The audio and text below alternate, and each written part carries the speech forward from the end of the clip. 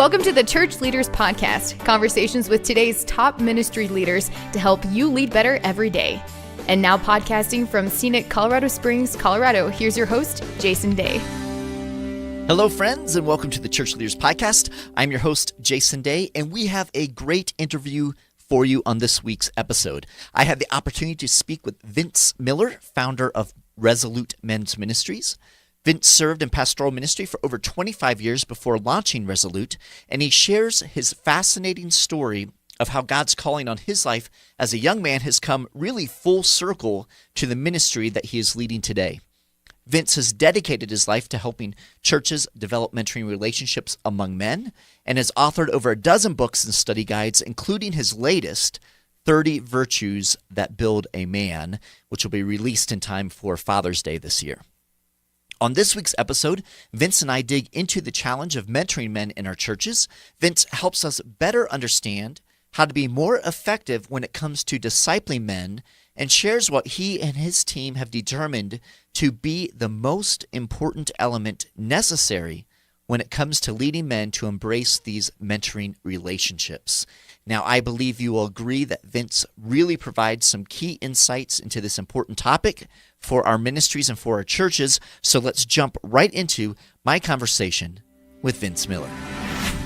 Vince, I just want to welcome you to the Church Leaders Podcast. Thank you so much for making time to be with us today.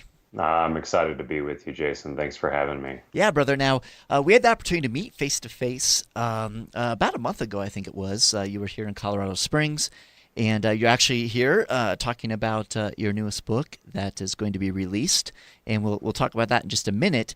But I just really enjoyed having the opportunity just to hear your heart, and the big thing that God has really put on your heart and the direction that He's been moving you in your ministry is in the area of mentoring, and specifically mentoring men. So if we could just kind of kick this off, can you just share with us what are the challenges? Why is mentoring men kind of a challenging thing in our churches? You know, I thank you for the question. I think that this is probably one of the great challenges that men are going to face in the church, and it's predominantly because men are abdicating the church today. I think that we're seeing men less and less really engage with the church community, and I know that's true even in my own life. I think that guys just struggle to understand how they connect to a church body. We know that women are rampantly attracted to the church, that there's attractive pieces of church life to women that make it very engaging. But for guys, they seem to kind of disengage. I think the predominant issue is kind of this male pattern apathy, where guys are just struggling to engage with the church, with men of the church, and find it hard to get connected to other guys. So that's where I feel called to kind of step in and speak prophetically to guys to encourage them to reconnect with the body of Christ, take some leaps of faith and some risk and engage, because we need men involved and leading in the church. That makes sense. Now, Vince, what have you seen to be most effective when it comes to helping men overcome that apathy? Well, you know, I think that just me, like any other guy, I've discovered that men really respond to a very specific call. They don't just like to be entertained. They don't want to go to another event. They're plenty busy enough. They have numerous things going on in their life. But if you look a guy in the eye and you invite him into a mentorship relationship and you say something to him like, "I want to develop you," or you respond to his own call in looking for development, he will follow. And I don't believe this is a new idea. Jesus came up with this idea many years ago. He challenged men with the idea or the call, "Follow me." And guys responded to it because they're desperate to be developed. They want people to pour into them. I know for a fact that everything that we've learned in life, we've learned from someone else. That's not a made-up idea. That really happened. And Jesus just poured into 12 guys. And I think that same approach still works today, that guys are looking for other men to pour into them so that they can travel down the road of life more developed and mentored and discipled. Leadership development really pulls at the strings of their heart. And I think it's the same old tune that Jesus preached years ago. Hey, come follow me is a call that guys really respond to. That's solid. Now, you've thrown a couple terms into that response there, and which just really segues perfectly into my next question, because this is something that I've had discussions on in various places with various people. But you talk about mentorship, you talk about leadership development, you talk about discipleship. How do they relate to each other? Are they the same thing? Are they different things? What's your take on that from your years of ministry experience? Yeah. I think people get really hung up on defining those terms sometimes. I think that sometimes we conflate the ideas, we mix the ideas, and unfortunately we slice and dice them too surgically, I think. I think discipleship, mentorship, leadership development is all very simple. It's two guys sitting across from each other, sharing life regarding the truth of God's word and pouring into one another from their life experiences, the things that they've done well and things that they've failed at. My grandfather was really the guy who poured into my life, and his mentorship was not rocket science. He just basically spent time with me and poured out the skill and knowledge that he had and gave it a spiritual twist. So much of what I learned from my grandfather who raised me. And he took simple approaches to mentoring me in my own life. For example, one of the great stories I tell about my grandfather was the moment that he taught me how to drive. And so my grandfather taught me how to drive on one of his vehicles. It was a 1959 Chevy Apache pickup truck. It was pristine. And when I turned 15 years old, he insisted to teach me how to drive on that car. And, I will say there was nothing automatic about that truck. Not a single thing on that truck was automatic. And so he had to teach me how to use a 3-on-the-tree transmission, a big bus-like steering wheel, a starter on the floor. And he showed me all the techniques of using that truck. And I'll never forget the first time I went out to take a drive in that truck. And I'm putting all the tools in my tool chest to work as my grandfather had been teaching me for months how to navigate that truck.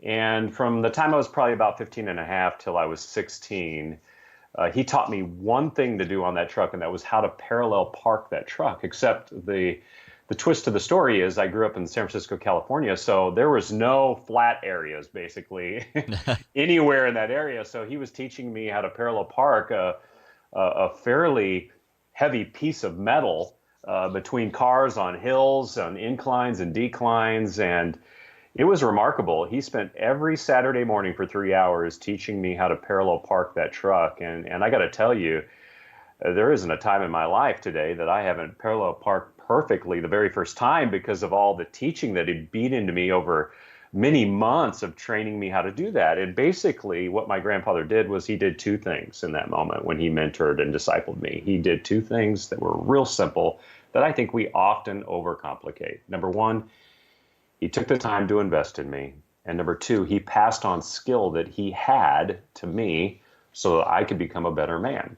Now, what's funny about it is he took just everyday, average, ordinary skill, parallel parking, and inside of those moments, he taught me vast, incredible spiritual lessons.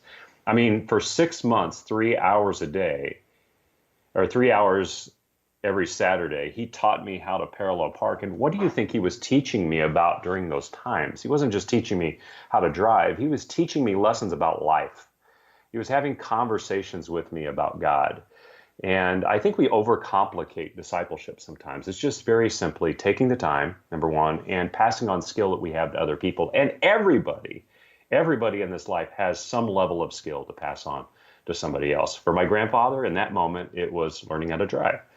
And for somebody else out there, it's something different, but it's always passing on the principles of God during that time that turn it into something greater. It's not just mentorship in that moment. It becomes discipleship or leadership development, whatever you want to call it, but it's not as complicated as we make it out to be. That's such a great story. I love that, Vince. And of course, you served as a pastor, on the pastoral team for many years, and most of our listeners are pastors or ministry leaders of some sort, and so probably a lot of them hear that story and they think, oh yeah, I can always find kind of spiritual teachable moments like Jesus did in the everyday ordinary things of life, like parallel parking. How can you help develop someone as a leader, as a disciple, as a Christ follower in those moments? But I imagine that if we were to ask just average men who attend our church, hey, do you feel comfortable sharing spiritual insights in the midst of just everyday life? A lot of them might scratch their head and say, I don't feel qualified in some way to, pull out spiritual truths when I'm teaching someone to parallel park, for example, right? So how do we help the average men who are attending our church, regular Joes, how do we help them kind of see and step into this idea of disciple making in the midst of just regular life on life? Yeah, that's where the challenge, I think, is for pastors. I've been a pastor for 25 years. I kind of understand that part of the world and have kind of made this transition into what some people would call parachurch ministry. But I've learned great lessons about navigating into this new world. And one of the lessons I've learned is I think that often pastors need to take a step into the world of the life of the common man and see things from their perspective. Unfortunately, I think the reason why guys respond that way and feel uneducated and unqualified, I call it self-disqualifying. The reason why guys self-disqualify is they consider themselves not to be an expert. They consider their pastor to be the expert. Yet, I think pastors look out at these guys and see them kill it in the marketplace, whether it be leading a business, serving in a business. I mean, some of these guys are incredible blue-collar guys that have gifts of being able to master electrical work or plumbing or bricklaying or concrete laying, whatever it might be. Some of them are leading meetings every day and absolutely killing it. Some of them are leading businesses and killing it. I think pastors have something to learn, I think, about just stepping into the world and understanding how the world functions and to make the concepts more transferable for the average guy. If a guy is saying, if a guy is disqualifying himself, then really probably we as pastors, and I'm speaking about me, have made the Christian life too complicated for them. What we need to do is to make it easier for them to understand how to use their skills and to transfer it into everyday life and to turn that into a living story. I mean, I think plumbers are incredible guys, for example. I think they tend to be the brunt of some jokes, but they're not. They're incredible guys. And I know that because a plumbing trip for me to the store is a 3-trip process, right? Me too. I go once and I get the wrong part. I go back and I get another part that I needed, but then I forget something. I have to go back a third time. But plumbers are incredible. They walk in with such incredible skill, and they understand how to put things together and how to arrange things. They understand the inside diameter of a pipe as well as the outside diameter. They understand how things work and flow and fit together. And I think we underestimate their world. These guys are really smart. They're really intelligent. And I think pastors need to step into their world sometimes and understand them. We invite them to step into our world every weekend. Every weekend they sit in our churches, but rarely do we step into their world. And I think if we could step into their world more, we would discover remarkable lessons about life, and we would probably be able to bridge a gap between, I think, these two worlds where there's often a lot of dissidence. What we don't want is we don't want men to self-disqualify. We have to empower them. That is our first job. It's to equip and empower the saints. And if these guys are saying stuff like that, then unfortunately I might have to say that maybe we're doing a poor job, because our first job is to go and make disciples. That's goodness. So let's dig into that a little bit. What are some practical ways that we can equip these men in our church to help them not feel like they're just coming in, consuming something from, the experts, the pastors, but that they have something to offer when it comes to developing and making disciples? Yeah, I think Kind of where it begins is in a conversation with the people of our church, I think. I think it's valuable for our pastors to sit down with the average guy, for example, really get to know him, to understand his world, maybe even to meet with him in his world rather than have him only meet with him in ours. Develop an understanding of what he does for a living, and then begin to try to figure out how the principles of the Bible translate into his world. For example, I had someone say this to me the other day. He's like, "Man, Vince, I love the principles that you're teaching here this weekend. Help me to understand how I can translate these principles into my place of business." And he began to tell me about his place of work. His place of work is a Fortune 500 company where he can't really share his faith overtly. So I encouraged him to take the principles of the Bible, to kind of demystify it for the average Joe at his workplace, maybe even, I'm going to carefully use this term here, sanitize it of Christian language, right? And to help him to understand how to help him to translate those principles into workplace principles that give him an opportunity to talk about the things that he believes in and he values, and great leadership principles that can actually work in the marketplace. Jesus did this all the time with his illustrations. He shared illustrations about farming, illustrations about building, illustrations about the military. I mean, he went everywhere with his illustrations in the hopes that the common man would make a very viable connection with how discipleship makes its place into everyday life. And I think that if we can begin with building relationships with the men and the women underneath our leadership, we will discover that they may have some things to teach us about life. And it might start changing our preaching and our teaching and the illustrations that we use, and helping people to begin to fuse the connection between the Bible, discipleship, and everyday life. That's solid. Now, you have developed some resources. Can you tell us a little bit of your kind of mentoring journey yourself? Because this is one of the things that, your ministry has blossomed out of your own personal story in seeking mentors. So can you kind of walk us through that, and then let's jump into how that opened your eyes to developing some tools and resources that are very practical, easy to use when it comes to mentoring men? Yeah, so great question. My story really began with me being abandoned by my father at a very young age. I then was raised by my mom for a few years. She lived a very challenging and anxious lifestyle, and she endured a couple of strained marriages and then a number of poor choices that followed that. And when I was about 12 years old or so, I'll never forget the day that my grandfather came over to my mother's house and asked for permission to spend time with me. She was kind of abdicating her role as a parent at that time, and then my grandfather stepped in. And what was different about my grandfather was that he was a Christian man. My father was an agnostic, or maybe borderline atheist, and my mom had abdicated her faith. And my grandfather stepped in, and he just gradually started picking me up from school each day, and then that turned into me having dinner over at my grandparents' house, which turned into me living with them as a young teen. And really, because of my grandfather's influence in my life during my formative years, I became a Christian. I initially resisted his mentorship just simply because of my upbringing.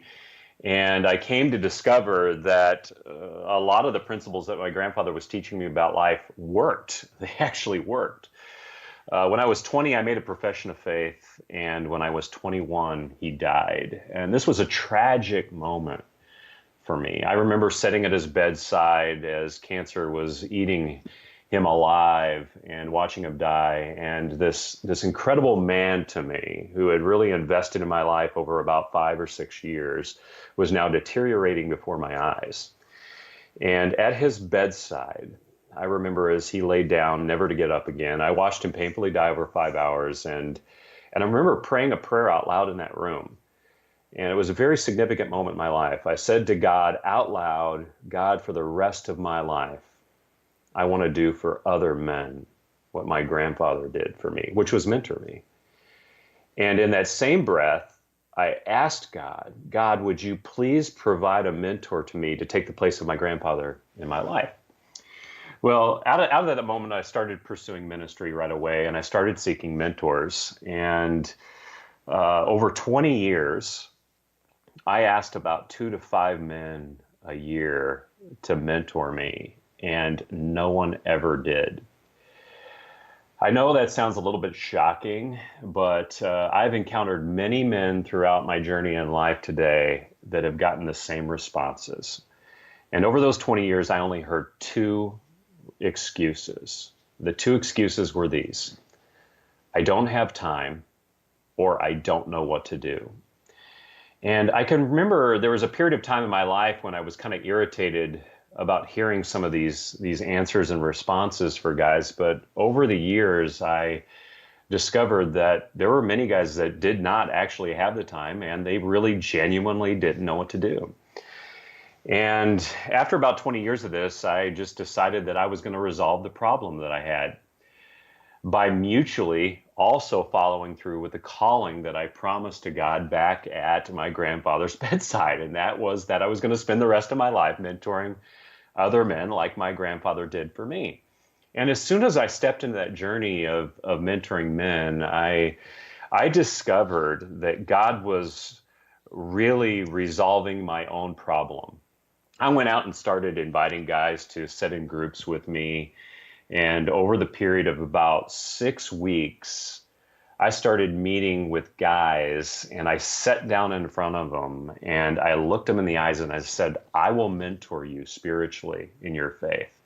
And the first 59 out of 60 guys that I asked said these words back to me when I offered that invitation. They said, I'm in. I'm in. I was shocked by it because, I mean, that kind of sales rate is pretty high, 59 out of 60. And I suddenly learned that there were a lot of guys out there just like me looking for mentorship and wanting to be discipled, like formally being discipled. These guys were hungry for something. And I think that just the combination of the places in life they were and the challenges that they were facing, these guys all said yes, but I suddenly discovered that I'm setting and I'm mentoring about 59 guys plus, and I continued to ask more. It ended up being about 72 that I put into about 5 different groups that I was leading, one every morning of the week. And I'm looking at these guys and I'm mentoring them spiritually, but I noticed on the other side of it with these guys that were now sitting in my groups that they were also mutually mentoring me. I discovered that what we had created was a mentoring relationship that was very powerful. And God just blew that up 5 years ago. He took this very simple idea, which is an old idea. It's not an idea that I came up with. It's called mentoring men. And Jesus did it originally with 12 guys. And we're having a conversation today. You and I are having a conversation today because of what Jesus originally started over 2,000 years ago. And that was he took 12 guys underneath his wing. He invested in their lives for a short period of time. It wasn't forever. And he just poured out what he had, the wisdom that he had, into these men. And these guys became giants. I mean, Jesus was such a master mentor that many of these guys were willing to give their lives for him, as we know, right up to the point of death. And that really compelled me. I remember one day I read the Great Commission, and I suddenly read it a little differently than I had read it in the past. I read it not as just something that we get to choose to do, but as an obligation. I suddenly read the Great Commission one day as an obligation for all those who believe. And I imagined myself getting to heaven and realizing that when I got to heaven, that Jesus is probably going to ask me if I did the one thing that he asked me to do. Did I disciple people? Did I make disciples? Right. And I felt such pressure by that's really what led to this event of bringing all these worlds together, to following through with my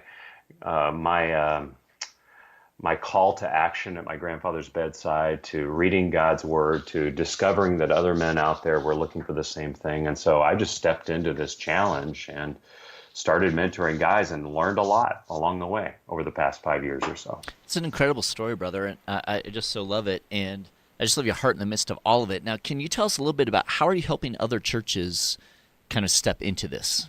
Yeah, so one of the things I do, Jason, is I speak to men in large groups of people at churches, for example. So I'm speaking to guys all the time, all over the country. I'm sharing a little bit of my story, sharing how my grandfather poured into my life.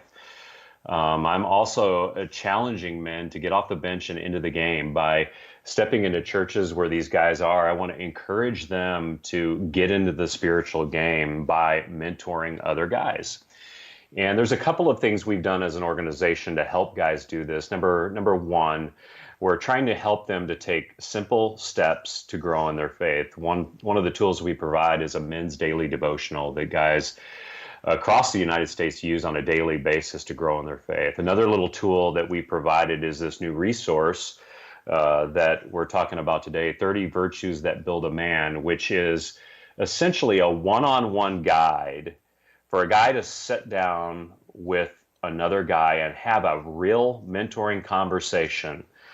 It is just a conversational tool, 2-page chapters, very short, easy to read for another guy, and they just plop down with the book and they have a conversation around 30 different virtues that I believe really need to be built into a man's life. And then number 3, we provided a slew of small group content, video-led small group content for men to use in any group. And so just each one of these tools is a tool to help guys jump into mentoring conversations with other guys. I just feel impassioned that God has called me to be a prophet to men and equip them with real tools so that they can take next steps in their faith. And I'm just praying that pastors will aggressively use these tools to engage the men of their church, because we need men engaged. Awesome. Now, let's talk a little bit about, because I love the resources. So you have the devotional,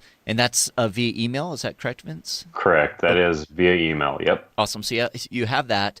Then you have the videos that you put together that people can use in small groups and that sort of thing, correct? Mm-hmm. Correct. Yep. And then you also have the kind of your printed mentoring book, which kind of gives men the opportunity to walk through these conversations, as you said, right? These regular conversations. So if a pastor's listening today and says, man, we see the need to help develop these mentoring relationships among our men in our church, can you just give us like very basic, like step-by-step kind of process? If a pastor were to say to you, which I know many do, Vince, we want to do this, right? What would you say? Okay, here are the tools we have put together, and this is kind of how you might, kind of launch this or encourage this in your church. What does that look like? Yeah, so we've studied men for the last 5 years very, very carefully with a lot of experts, and we found that men need very simple things to engage. In fact, you need to make it as uncomplicated as possible. Not because men are dumb. Men are incredibly intelligent, but because their lives are so busy. So what we did was we created this book. It's a guide. It's a mentoring guide and devotional. And basically, it's got 30 virtues in it. And these 30 virtues are delivered in 2-page chapters. And it creates a question-asking process for a man to have with another man. We turned it into a gift book because we know that men buy books. Now, sometimes they read them, but they definitely buy books, and they love to give them as gifts. So I would encourage a pastor to buy this for their men on Father's Day, to give it away, and to say something simple to them like this: have an uncomplicated mentoring conversation with another man. That's it. Yeah. Ask someone to disciple and mentor you. That's the best ask in the world. I wish I would have had this tool when I was 20. You know what I mean? Right. I would probably have run into fewer problems if I handed a resource to a guy that I asked to mentor me and just said, will you mentor me using this tool? And it just takes all the guesswork out. And all you have to do is just flop it open and do the questions. It has a little bit of text in it, creates a discussion, and it creates a storyline between two people. The moment that I discovered how uncomplicated it was the moment that I did it with my son. I sat down with my son. I did a single chapter, and my son looked across the table at me, he's 17, as one of my sons is 17. And he said to me, "Dad, I never knew that story about you." And what I realized it did was it created a dialogue between two guys that creates a storyline of learning. And so I am hoping that pastors for Father's Day will just buy the resource and give it away to their guys and encourage them to have a conversation with somebody else. Guys, are not a big fan of groups. They feel a little bit vulnerable in a group. But you can encourage a guy to sit down and have coffee or lunch, sit down with another man that he respects, buy a couple of the books and have a discussion. Just do it one time. I think you'll be blown away. It's as simple as that. And so, Jason, just to make it simple, I've made it as uncomplicated as possible. It is a gift book. Buy it and give it away. That's it. That's easy, man. I like that. Now, a quick question, because you kind of mentioned this in regard to groups and that sort of thing.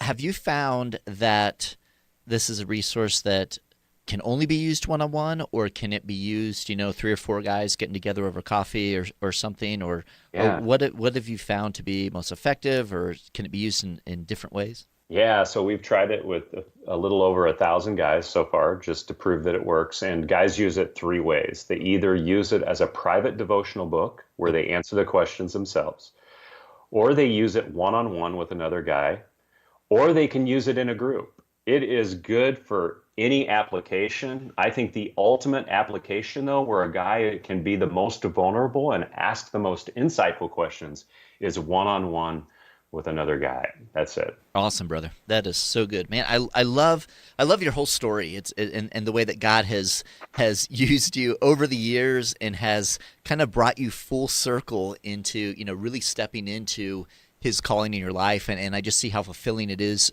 for you and the exciting things that are happening through this ministry. So can you tell us, Vince, why don't you give us some information? If people want to get more info, if they want to be able to order the gift books, sign up for their devotionals, all of those things, where would they go? How do they get to that? Yeah, they would just jump on our website, beresolute.org. It's beresolute.org. And they'll find all the information right on that homepage of the website. They can navigate to the devotionals. They can navigate to this book we're talking about today, 30 Virtues That Build a Man. They can find some of our small group studies. We have about 10 different series with about 70 different videos, 10 different handbooks. There's plenty of resources on here. And I would encourage them to go there today and pick up their copy of 30 Virtues That Build a Man. Awesome, brother. So good, so good. And we'll have links to that in our show notes for our listeners, so you'll be able to click on that and get there easily. Vince, I just want to thank you not only for being with us today, but I want to thank you for your passion. I want to thank you for really kind of following God's calling on your life and stepping into this. And I think I agree with you that this is an area in our churches that really there's tremendous potential, and I think a lot of it's untapped potential, and I think this is a beautiful opportunity for the kingdom just to grow and to flourish. And so I just want to thank you for being with us and all that you're doing for the kingdom, brother. Thank you. Yeah, likewise, Jason. Keep it up. Awesome, brother. Well, God bless you, and we look forward to talking to you again. All right. Have a great day. Happy Father's Day, by the way. Thank you. God bless you. I appreciate you taking the time to be with us on this week's episode. Every week, as we are putting the episodes together, we're thinking of you, our pastors and ministry leaders, and striving to provide insightful and inspiring interviews as you seek to grow as a kingdom leader. So we hope you're finding value from the Church Leaders podcast, and if so, we'd certainly appreciate you taking a few moments to head over to iTunes and leave us a review. Your positive reviews and ratings help other church leaders more easily find our podcasts so they too can benefit from these interviews. Again, we thank you in advance, and if you have any comments, any questions, suggestions, or ideas for guests, I would love to hear from you. You can send me an email to podcast@ChurchLeaders.com, or you can connect with me on Twitter. Finally, you can find this podcast as well as other great faith-based podcasts on the FaithPlay app. It's available for both Apple and Android, and so we encourage you to check that out as well. So until next time, this is Jason Day, encouraging you to love well and lead well. You've been listening to the Church Leaders Podcast. For articles, videos, and free resources that will help you lead better every day, visit our website at ChurchLeaders.com. Thanks for listening.